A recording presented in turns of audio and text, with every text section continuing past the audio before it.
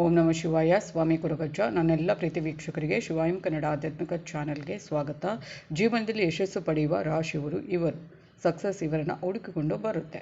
ಯಾವ ರಾಶಿಯವರು ಅನ್ನೋದನ್ನು ಹೇಳ್ತೇನೆ. ಅದಕ್ಕಿಂತ ಮುಂಚೆ ಏನು ಮಾಡಬೇಕು, ಚಾನಲನ್ನು ನೋಡ್ತಾ ಇದ್ದರೆ ಸಬ್ಸ್ಕ್ರೈಬ್ ಮಾಡೋದನ್ನು ಮರೆತಿದ್ರೆ ಸಬ್ಸ್ಕ್ರೈಬ್ ಮಾಡೋದನ್ನು ಮರಿಬೇಡಿ. ಸಬ್ಸ್ಕ್ರಿಪ್ಷನ್ಸ್ ಫ್ರೀ ಆಗಿರುತ್ತೆ. ಹಾಗೆಯೇ ಸಬ್ಸ್ಕ್ರೈಬ್ ಅಂತ ಒತ್ತುವಾಗ ಸೈಡಲ್ಲಿ ಬೆಲ್ ಐಕಾನ್ ಇರುತ್ತೆ, ಅದನ್ನು ಪ್ರೆಸ್ ಮಾಡಿದಾಗ ಆಲ್ ಅಂತ ಬರುತ್ತೆ, ಅದನ್ನು ಪ್ರೆಸ್ ಮಾಡೋದನ್ನು ಮರಿಬೇಡಿ. ಆಗ ನನ್ನೆಲ್ಲ ವಿಡಿಯೋ ನೋಟಿಫಿಕೇಶನ್ ನಿಮಗೆ ಬೇಗ ಸಿಗುತ್ತೆ. ಹಾಗೆಯೇ ಲೈಕ್ ಮಾಡೋದನ್ನು, ಶೇರ್ ಮಾಡೋದನ್ನು ಮರಿಬೇಡಿ. ಹಾಗೆ ಏನೇ ವೈಯಕ್ತಿಕ ಸಮಸ್ಯೆ ಇದ್ದರೂ ಮುಕ್ತವಾಗಿ ಕಮೆಂಟ್ ಬಾಕ್ಸಲ್ಲಿ ಡೀಟೇಲ್ ಆಗಿ ಬರೆದು ಕಳುಹಿಸಿ, ರಾಶಿ ನಕ್ಷತ್ರ ತಿಳಿಸಿ.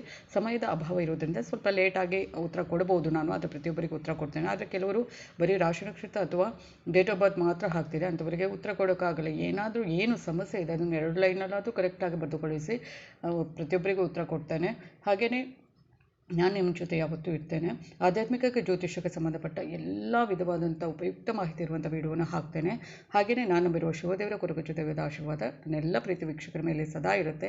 ಇನ್ನೊಂದು ಏನು ಅಂದರೆ, ಕೆಲವರಿಗೆ ರಾಶಿ ನಕ್ಷತ್ರ ಗೊತ್ತಿರೋದಿಲ್ಲ, ಡೇಟ್ ಆಫ್ ಬರ್ತ್ ಮಾತ್ರ ಗೊತ್ತಿರುತ್ತೆ, ಅಂಥವ್ರು ಕೂಡ ಕೇಳಬಹುದು.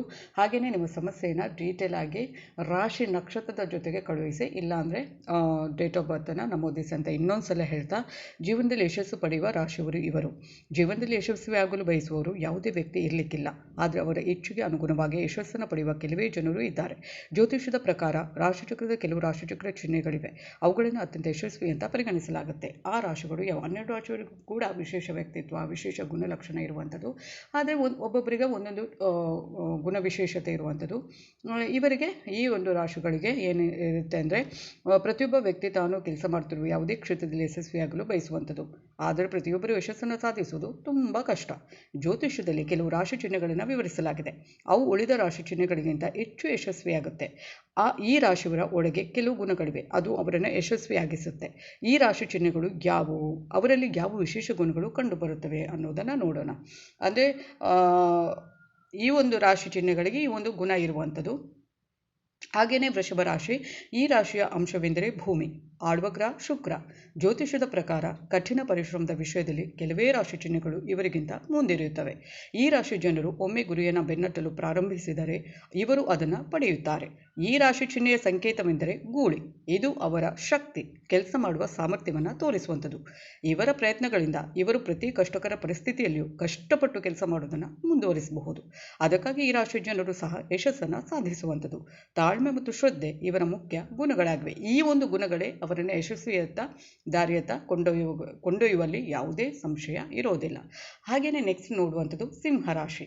ಸೂರ್ಯಗ್ರಹದ ಒಡೆತನದಲ್ಲಿರುವ ಸಿಂಹರಾಶಿ ಜನರು ತಮ್ಮ ಶಕ್ತಿ, ನಾಯಕತ್ವಕ್ಕೆ ಹೆಸರುವಾಸಿ. ಜ್ಞಾನದ ಕೊರತೆಯ ನಂತರವೂ ಈ ರಾಶಿಯ ಜನರು ತಮ್ಮ ಕೌಶಲ್ಯಗಳ ಆಧಾರದ ಮೇಲೆ ಜನರನ್ನು ತಮ್ಮತ್ತ ಆಕರ್ಷಿಸುತ್ತಾರೆ. ಅದಕ್ಕಾಗಿ ನೀವು ರಾಜಕೀಯ ಕ್ಷೇತ್ರದಲ್ಲಿ ಈ ರಾಶಿಯ ಅನೇಕ ಜನರನ್ನು ಭೇಟಿಯಾಗಬಹುದು. ಸಿಂಹರಾಶಿ ಜನರು ತಮ್ಮ ಜೀವನವನ್ನು ಉತ್ತಮವಾಗಿ ನಿರ್ವಹಿಸುವ ಸಾಧ್ಯತೆ ಇರುವಂಥದ್ದು. ಸಮಯವನ್ನು ಸರಿಯಾಗಿ ಹೇಗೆ ಬಳಸಬೇಕು ಅಂತ ಇವರಿಗೆ ಚೆನ್ನಾಗಿ ತಿಳಿದಿದೆ. ಅದಕ್ಕಾಗಿ ಇವರು ಯಾವುದೇ ಕ್ಷೇತ್ರದಲ್ಲಿ ಕೆಲಸವನ್ನು ಮಾಡಿದರೂ ಯಶಸ್ಸನ್ನು ಪಡೆಯುವಂಥದ್ದು ಗ್ಯಾರಂಟಿ. ಅಂದರೆ ಇದು ಈ ಸಿಂಹರಾಶಿಯವರ ಒಂದು ಯಶಸ್ಸನ್ನು ಸಾಧಿಸುವ ಒಂದು ಪರಿ ಅಂತ ಹೇಳಬಹುದು. ಹಾಗೆಯೇ ನೆಕ್ಸ್ಟ್ ಯಾವ ರಾಶಿ ಅಂತ ನೋಡೋದಾದರೆ ಅದು ಕನ್ಯಾ ರಾಶಿ.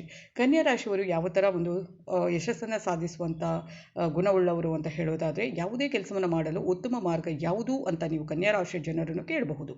ಜ್ಯೋತಿಷದ ಪ್ರಕಾರ ಈ ರಾಶಿಯ ಜನರು ಯಾವುದೇ ಕೆಲಸವನ್ನು ಕೈಗೆತ್ತಿಕೊಂಡರೆ ಇವರು ಅದರಲ್ಲಿ ತಮ್ಮ 100% ನೀಡುವಂಥದ್ದು. ಇವರ ಈ ಗುಣ ಇವರನ್ನು ಜೀವನದಲ್ಲಿ ಯಶಸ್ಸಿನ ಹಾದಿಗೆ ಕರೆದೊಯ್ಯುತ್ತೆ.